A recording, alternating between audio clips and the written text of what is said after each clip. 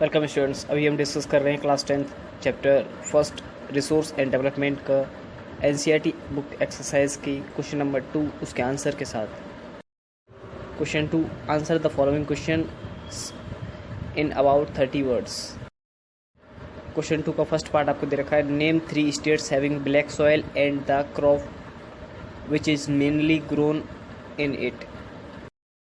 इस क्वेश्चन में आपसे पूछा गया है कि आपको ऐसे तीन राज्यों का नाम बताना है जहाँ पर काली मिट्टी की फसल की जाती है और वहाँ पर मेनली किस तरह की फसल की जाती है।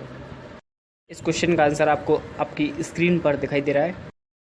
Answer the states of Maharashtra, Madhya Pradesh and Chhattisgarh have black soil. The crop which is grown mainly in this soil is cotton. The soil is also called regur or black cotton soil. It means students, black soil Maharashtra, Madhya Pradesh और छत्तीसगढ़ में पाई जाती है और जो mainly crop grow की जाती है black soil काली मिट्टी में वो होती है कॉटन मीन्स रुई। और इस मिट्टी को रेगूर भी कहा जाता है, ब्लैक सॉइल को रेगूर भी कहा जाता है और ब्लैक सॉइल को ब्लैक कॉटन सॉइल भी कहा जाता है। नेक्स्ट क्वेश्चन आपकी स्क्रीन पर दिखाई दे रहा है। इस सेकंड क्वेश्चन का सेकंड पार्ट में आपसे पूछा गया है, what type of soil is found in the river deltas of the eastern coast. Give 3 main features of this type of soil. It means इस क्वेश्चन में आपसे पूछा गया है कि जो डेल्टाज होते हैं ईस्टर्न कोस्ट के, वहाँ पर किस तरह की सॉइल वहाँ की नदियों में पाई जाती है और उस सॉइल के 3 फीचर्स, 3 फ़ायदे आपको बताने हैं। इस क्वेश्चन का आंसर आपको दिखाई दे रहा है स्क्रीन पर आपकी। The river deltas of the eastern coast have alluvial soil. जो डेल्टास रिवर के सॉइल कंसिस्ट करते हैं वो एलुवियल सॉइल होती है।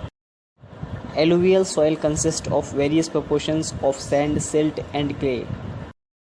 एलुवियल सॉइल सैंड, सिल्ट और क्ले के कॉम्बिनेशन से बनी हुई होती है। The main features of alluvial soil are, जो मेन फीचर्स हैं एलुवियल सॉइल के वो आपको दिखाई दे रहे हैं। These soils are very fertile and so ideal for cultivation. ये सॉइल बहुत ही फर्टाइल, उपजाऊ होती है और कल्टिवेशन खेती के लिए बहुत अच्छी होती है। Second point is they contain adequate quantities of potash, phosphoric acid and lime, good for the growth of sugarcane. It means जो सॉइल एलुवियल सॉइल होती है उसमें पर्याप्त मात्रा में पोटेश भी प्रेजेंट होता है, फॉस्फोरिक एसिड भी प्रेजेंट होता है और लाइम जो गुड़ होता है सुगरकेन की खेती के लिए, चूना, वो भी प्रेजेंट होता है।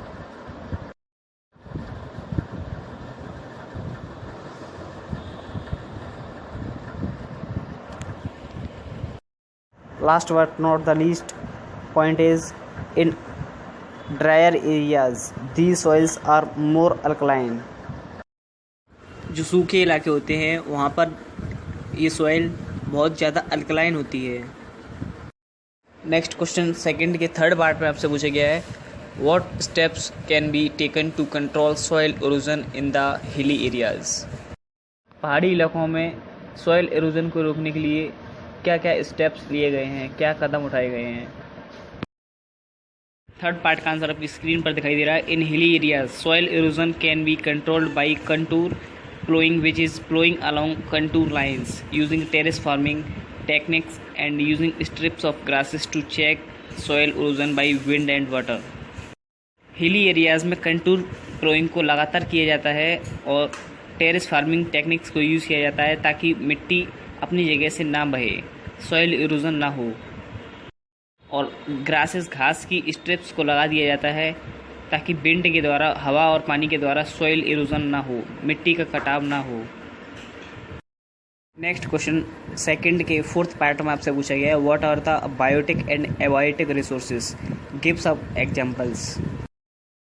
इसका आंसर आपको स्क्रीन पर दिखाई दे रहा है। Biotic resources.